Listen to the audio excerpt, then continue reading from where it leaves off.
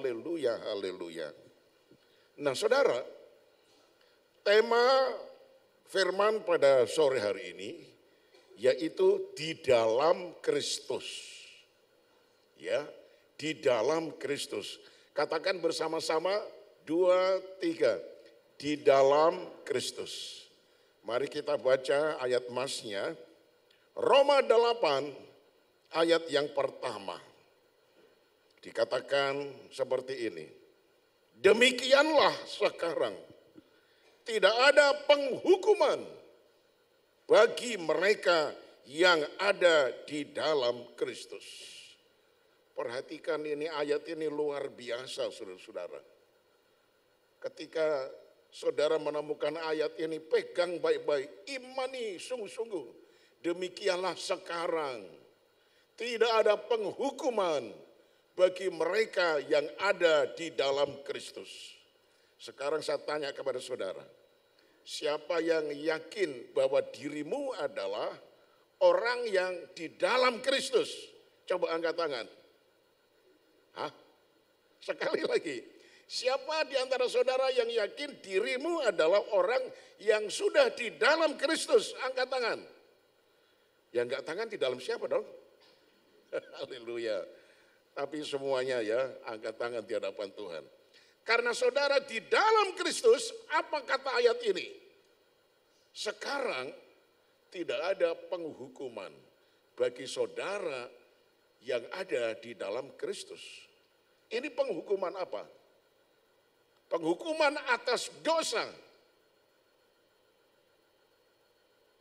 Manusia yang berdosa itu nanti akan dihukum. Kemana? Masuk dalam neraka. Tetapi di dalam Kristus dikatakan tidak ada lagi penghukuman di dalam kita. Memang saudara, semua manusia nanti akan berhadapan dengan sang hakim. Dan hakim yang mengadil itu adalah Tuhan kita Yesus Kristus. Siapa saja, agama apa saja, orang suku bangsa apa saja akan menghadap kursi pengadilan Kristus. Termasuk saya dan saudara juga akan menghadap kursi pengadilan Kristus. Tetapi karena kita sudah di dalam Kristus, kita ketika menghadapi kursi pengadilan Kristus bukan untuk divonis penghukumannya, tidak. Tetapi kita ditentukan untuk menerima mahkota kehidupan.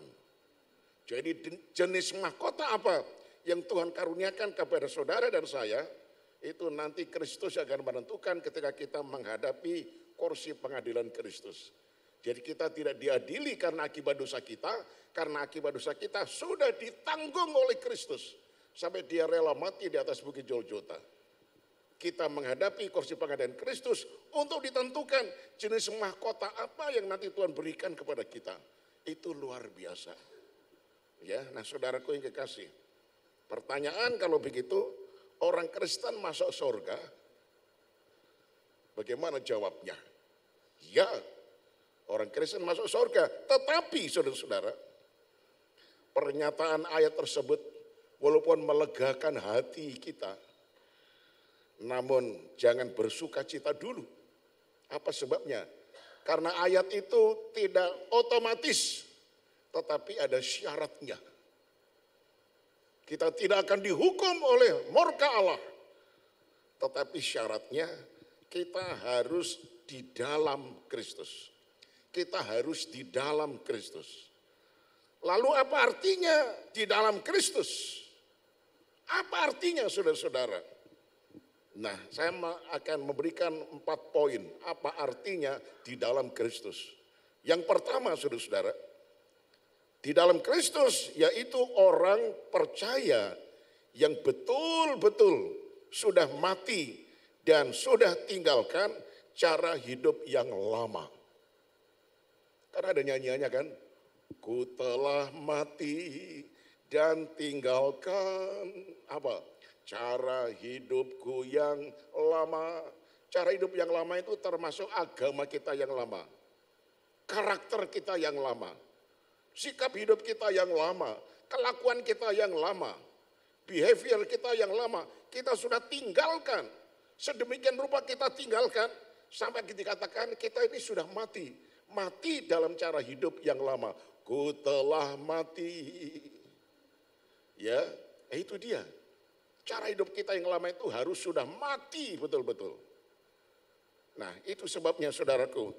Orang yang di dalam Kristus itu adalah orang yang betul-betul sudah mati, sudah tinggalkan cara hidup yang lama. Yang mati itu karakter lamanya.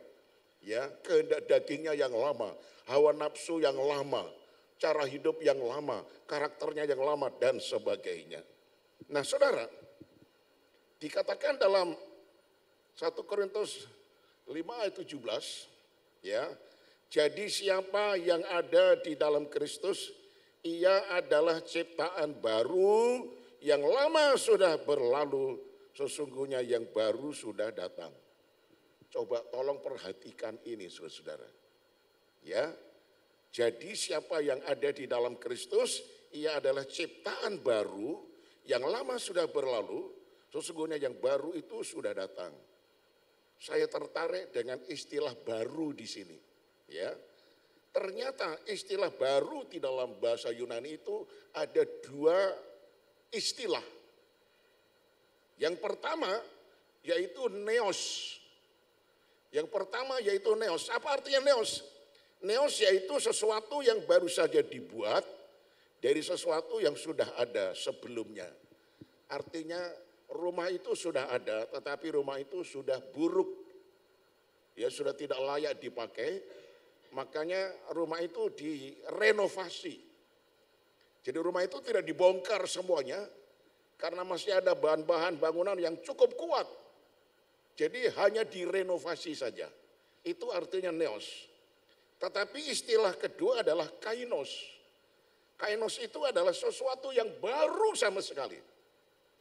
Jadi rumah yang lama itu dirobohkan semuanya sampai nggak ada bekasnya. Semua akar-akarnya sudah dibongkar semuanya, nggak ada bekasnya. Kemudian dibangun rumah yang baru sama sekali. Dan istilah dalam ayat tadi, kata baru itu memakai istilah yaitu kainos. Berarti hidup kita yang lama itu harus betul-betul dirobohkan 100%. Kita sudah mati dalam cara hidup yang lama, lalu kita hidup di dalam Kristus menjadi ciptaan yang baru, saudara-saudara. Nah, mari kita akan melihat, saudara-saudara, yaitu contoh daripada ciptaan yang baru ini, saudara-saudara. Kita akan melihat contohnya, saudara-saudara. Ya, siapa contohnya?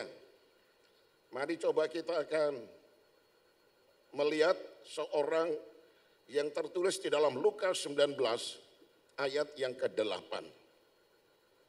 Siapa dia? Sakyus. Ya, terjadi perubahan 100% dari Sakyus ini. Saya akan bacakan langsung dari Alkitab, yaitu Lukas pasal 19 ayat yang ke-8. Wah, ini luar biasa, saudara-saudara. Lukas pasal 19 pada ayat yang ke-8 dikatakan demikian. Tetapi Sakyus berdiri dan berkata kepada Tuhan, Tuhan, setengah dari milikku akan kuberikan kepada orang miskin. Dan sekiranya ada sesuatu yang kuperas dari seseorang, akan kukembalikan 4 kali lipat. Lalu ayat 9, kata Yesus kepadanya, hari ini telah terjadi keselamatan kepada rumah ini, karena orang ini pun anak Abraham. Saudara lihat, siapa Sakyus? Kepala pemungut cukai. Nah, pada waktu itu, Kaisar memberikan suatu kuasa kepada setiap orang yang menjabat sebagai kepala pemungut cukai, kepala pajak. Ya, pemerintah menetapkan pajak si A misalnya sekian persen. Nah, kemudian si pemungut cukai ini harus menagih jumlah pajak seturut jumlah yang ditentukan oleh pemerintah dengan cara apapun terserah. Yang penting sekian persen itu harus masuk kepada pemerintah. Dan kepala pemungut cukai itu diberikan kuasa untuk menjebloskan orang masuk ke dalam penjara apabila dia tidak mentaati jumlah pajak yang telah disampaikan oleh kepala pemungut cukai. Sakius ini orang yang kaya raya luar biasa. Karena apa? Karena dia lintah darat pemeras. Misalnya si A, ya, pajaknya pada tahun ini misalnya 10 juta rupiah. Dan itu merupakan ketetapan pemerintah. Tetapi Sakius mengatakan, Pak, pajak kamu pada tahun ini adalah 15 juta rupiah. Kalau dia tidak mau langsung dijebloskan dalam penjara. Nah, bayar 15 juta, yang 10 juta masuk pemerintah, 5 juta masuk kantong sendiri. Itu baru satu orang. Nah saudara-saudara, kaya raya sekali. Tidak ada peri kemanusiaan. Tidak ada belas kasihan. Dia sangat pemeras mata duitan luar biasa. Tetapi ketika Yesus akan masuk di kota Yeriko, semua penduduk pengen tahu, pengen lihat siapa dan bagaimana itu Yesus. Jalan menuju ke Yeriko itu kiri kanan sudah sesak dengan orang. Ya, betapa tidak saudara-saudara. Yesus waktu itu menjadi sangat viral sekali. Orang lumpuh dibuat berjalan. Orang buta bisa melihat. Orang tuli bisa mendengar. Orang bisu bisa berbicara. Bahkan orang mati dihidupkan. Dia berjalan di atas air. Dan dia mengatakan, hai angin ribut, diamlah. Langsung diam. Menjadi viral. Semua orang pengen tahu bagaimana dan siapa itu Yesus. Mereka berjejal-jejal di pinggir jalan. Dan Sakius juga pengen tahu. Tetapi karena tubuhnya pendek, nggak seperti orang Yahudi pada umumnya, dia lihat-lihat begini, yang kelihatan cuma punggung orang. Tapi dia pintar. Wah, ada pohon ara. Dia naik di atas pohon ara, ya, dia di situ di atas dahan, dia duduk, wih enak sekali. Dia bisa close up memandang kepada Yesus tanpa ya dihalang-halangi oleh orang. Ketika Yesus melewati itu, orang bersorak-sorai, mengeluh-elukan dia, menghormati dia. Tetapi ketika sampai di bawah pohon ara, Yesus berhenti. Dia melihat ke atas. Hai Sakius, turunlah engkau. Ya, aku akan singgah ke rumahmu. Sakius kaget. Loh, kok tahu nama saya? Padahal saya belum pernah ketemu dengan dia. Nggak ada orang yang cerita tentang saya kepada dia. Loh, kok tahu? Yang kedua, dia nggak habis pikir. Orang segini banyaknya pada mengeluh-elukan Yesus. Lah kok cuma saya yang diperhatikan? Kok bukan orang lain? Dia bilang saya disuruh turun. Langsung dia turun. Yesus langsung mampir ke rumah Sakius. Berbicara empat mata mengenai kehidupan kekal, saudara-saudara. Langsung saja Sakius percaya, terima Yesus, menyerahkan hidupnya kepada Yesus. Dia mengalami perubahan 180 derajat. Kehidupan lamanya sama sekali mati dan lenyap. Betapa tidak. Dia berkata, Tuhan, setengah dari milikku akan kuberikan kepada orang miskin. Jadi setengah dari harta milik kekayaannya itu dijual, diuangkan, dan dibagi-bagikan kepada masyarakat yang miskin. Yang kedua dikatakan, kalau ada sesuatu yang kuperas dari seseorang, ku kembalikan 4 kali lipat. Jadi sesudah dia kenal Yesus, berjumpa dengan Yesus, dia lahir baru, dia bertobat, pekerjaannya setiap hari adalah begini. Bapak, Ibu, selamat sore. Loh Pak, kok suaranya kayak suara Pak Sakius ya? Biasanya ketok pintunya enggak kayak gitu. Biasa ketok pintunya begini. Buka! Ini sudah beda. Bapak, Ibu, shalom. Loh kok sudah beda ya Pak? Dilihat dari belakang gorden, benar Sakius. Gimana Pak? Keluar aja, kita keluar. Shalom, selamat sore Bapak Ibu. Saya hitung-hitung, selama Bapak menjadi pengusaha, saya sudah tipu Bapak, sudah peras Bapak untuk bayar pajak yang sebanyak 100 juta. Sekarang saya akan kembalikan 4 kali lipat, udah dibungkus 400 juta rupiah. Jeng, wih orang kaget. Loh, Ngimpi atau gimana sih Pak? Bukan. Benar-benar saya sudah terima Yesus. Oke, shalom. Dia pergi ke rumah lain. Ibu, buka pintu, shalom. Dilihat, Pak Zakius mau apa ini? Saya orang miskin, nggak bisa bayar pajak. Pemerintah juga nggak akan narik pajak sama saya. Tetapi ketika dibuka pintu, ibu perlu dibantukan dalam hidupnya. Nih, saya sudah persiapkan uang sebegini. Terimalah untuk kehidupan ibu. Karena ibu perlu dengan uang ini. Ketika dibuka, uangnya banyak. Itu dilakukan kepada setiap manusia. Sampai hartanya habis ludes, saudara. Tapi di atas ya semua yang habis ini, dia kembali membangun hidupnya. Tetapi dengan cara hawa nafsu dosa, tetapi dengan cara hidup kudus. Zakius diselamatkan oleh Tuhan dari dosa dan hukuman yang kekal. Dia sudah di dalam Kristus.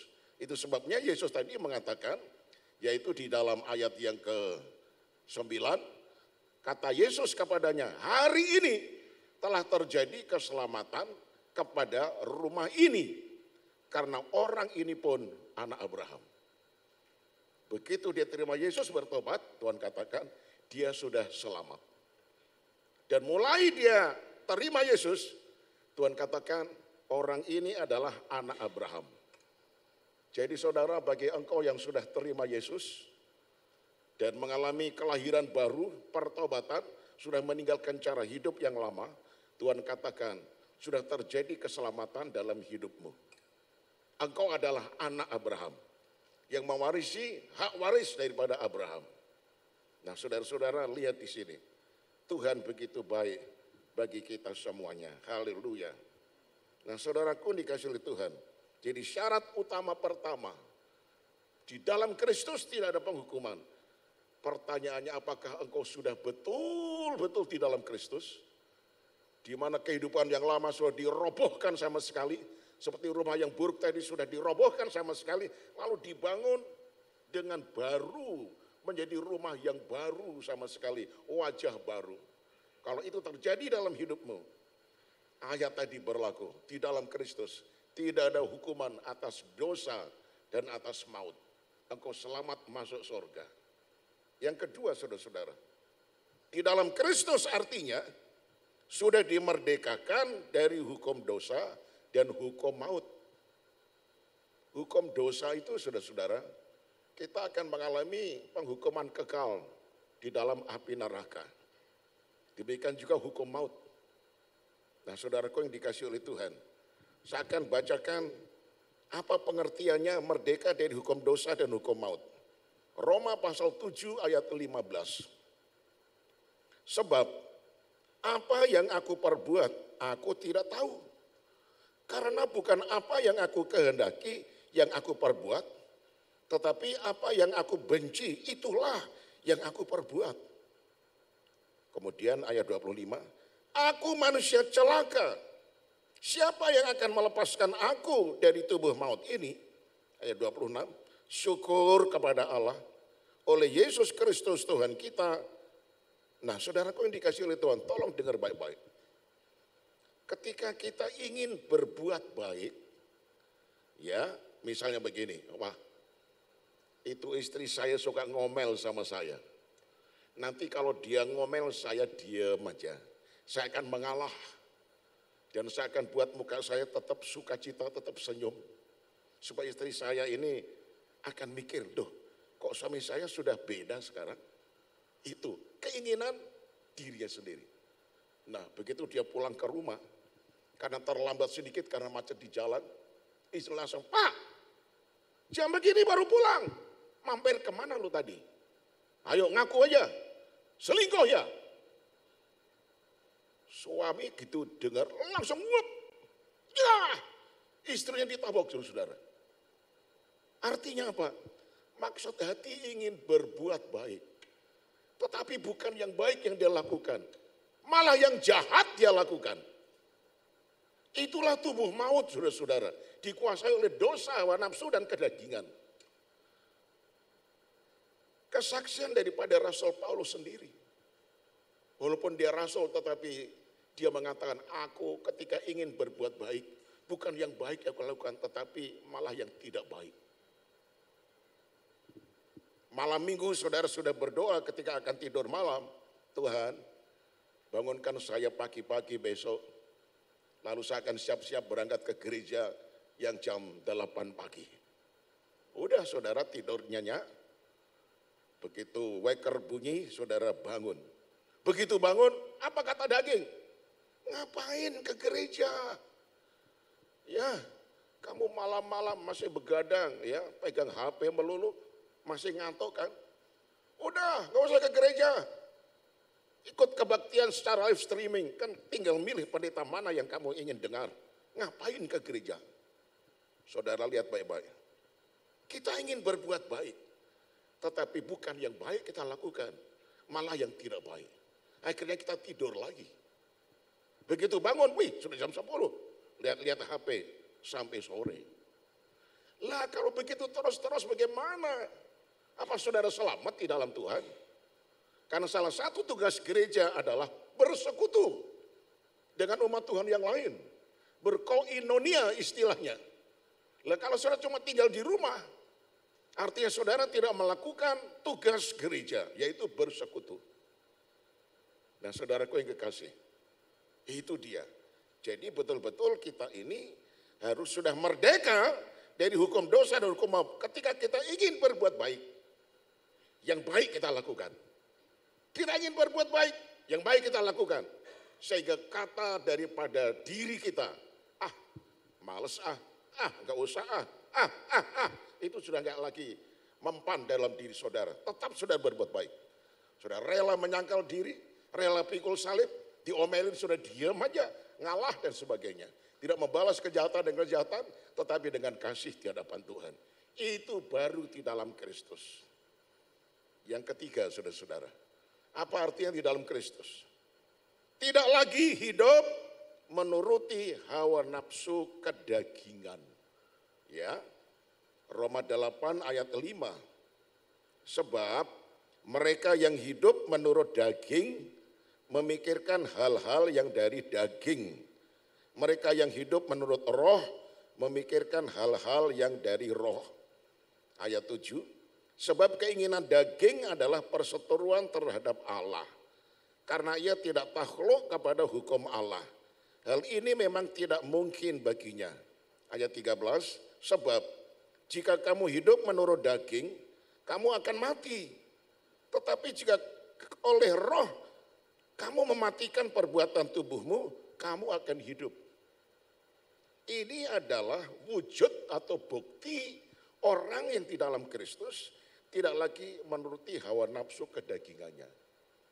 Jadi roh itu yang dominan, mengalahkan kehendak daging, mengalahkan kehendak hawa nafsu. Rohnya itu dominan. Ya seperti itu. Ada kesaksian dari teman saya, saudara-saudara.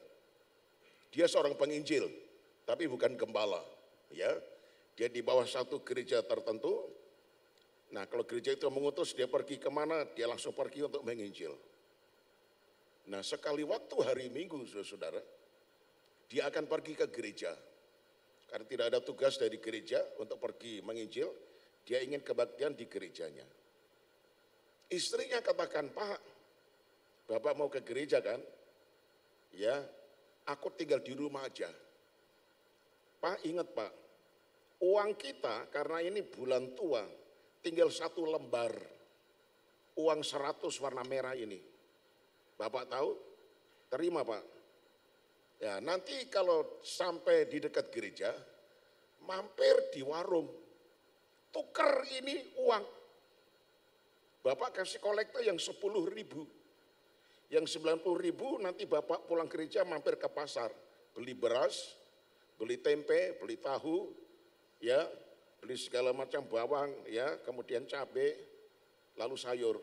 Awas Pak, jangan sampai lupa ya. Nah lalu suaminya ini pergi jalan kaki menuju ke gereja.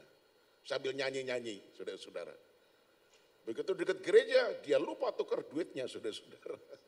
Sampai di gereja, begitu pas giliran persembahan kolektor, dia baru ingat, waduh, gimana ini? Belum tukar duitnya. Setan bicara gini, kamu pura-pura ke toilet aja. Nanti habis persembahan lewat, kamu baru duduk lagi. Itu. Tapi dia mengatakan, tidak, saya nggak mau taat sama iblis. Nggak mau saya. Oh, kalau begitu, masukkan tanganmu, pura-pura kasih kolektor, tapi kosong. Orang nggak tahu kok. Masukkan dalam-dalam gitu, bles itu dia. Tidak, saya tidak mau. Dan dia mengatakan, hai setan, hai iblis, kalau kau bicara terus, aku akan masukkan semuanya. Langsung kolektor itu di depan matanya, langsung dimasukkan semuanya, bleng. 100.000, saudara-saudara. Habis uangnya. Nah, ketika pulang, dia pulang dengan langkah yang gontai, saudara-saudara. Waduh, nanti kayak apa istri saya nanti? Akan terjadi perang dunia kedua ini dia. Ya, dia mulai takut ya pelan-pelan sambil langkah gontai dia pulang. Tiba-tiba ada mobil yang kasih klakson, dia udah mikir-mikir, masih di klakson, dia mikir-mikir, sampai hampir kena pagar. Mobilnya langsung berhenti di depan dia. Turunlah seorang gagah perkasa, pakai jas lagi, mobilnya Mercedes-Benz lagi, saudara. Dia turun. Ketika turun, dia lihat, loh, kamu toh? Hah? Loh, saya cari di Jakarta. Kemana-mana, berapa bulan ini katanya kamu ada di Jakarta. Loh kok kamu jalan kaki? Rumahmu mana? Iya, saya jalan kaki. Rumah saya itu di gang. Nggak percaya saya. Dari SMP, SMA saya satu bangku dengan kamu. Kamu orang paling pinter ya di kelas itu. Sampai kamu tamat SMA, kamu juga termasuk itu rapotmu yang paling indah. Ijazahmu paling baik. Masa kamu nggak punya rumah? Orang saya paling bodoh aja, saya sekarang jadi direktur. Lihat tuh mobil saya tuh. Ya, oke. Sekarang begini, karena sudah ketemu tanpa sengaja di sini, tolong kamu besok pergi ke kantor saya, di perusahaan saya. Dan saya kepengen jadikan kamu sebagai bendahara yang bertanggung jawab tentang keuangan, karena saya tahu kamu orangnya jujur sekali. Nah, saudara-saudara, tapi tunggu dulu. Orang itu masuk di mobil, ya, kerusak, diambil amplop ini untuk sementara ya. Ini buat kamu. Oke, jangan lupa besok, ini kartu namanya, besok ketemu sama saya. Oke, dah, langsung berangkat mobilnya. Begitu sampai di rumah, istrinya sudah nunggu di depan pintu. Pak, lah kok tangan kosong? Mana belanjaannya? Mana belanjaannya? Kamu lihat nggak anak-anak kita nggak bisa makan kalau kamu nggak belanja. Pasti kamu masukkan cuma 100.000 kan? Iya. Wah, langsung istrinya ngomel, marah besar. Ma, sabar ma. Sabar bagaimana? Sabar dulu. Jangan marah. Nggak marah bagaimana? Tunggu dulu ma. Duduk, langsung dikasih duduk. Terimalah ini. Loh apa ini? Buka ma. Ketika dibuka, istrinya kaget.